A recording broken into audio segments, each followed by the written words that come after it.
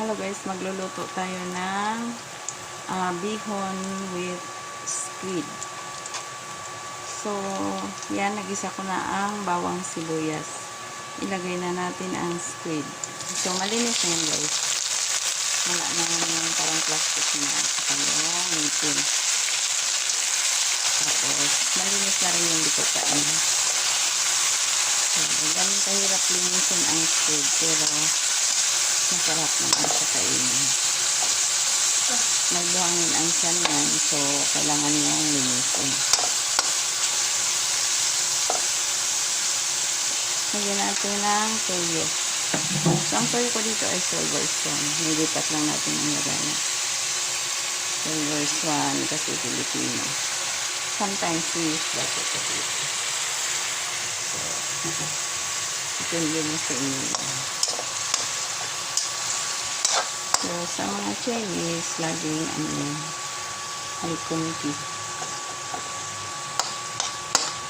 Pati yung mga Japanese. So, lagyan na natin ng kunting oyster sauce. Pampalapot.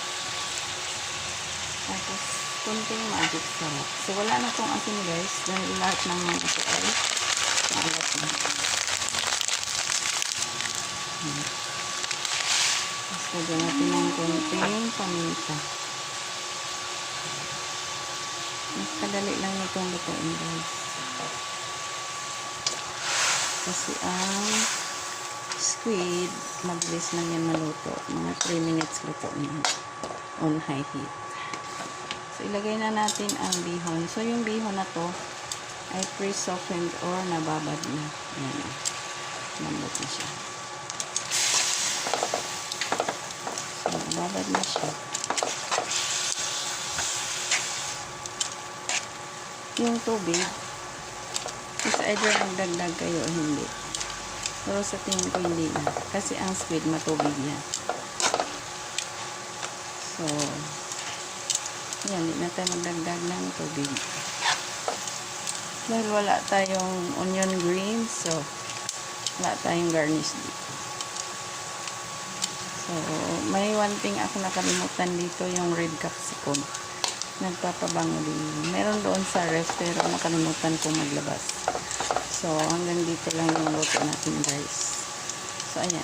Luto na ang ating bihon with squid.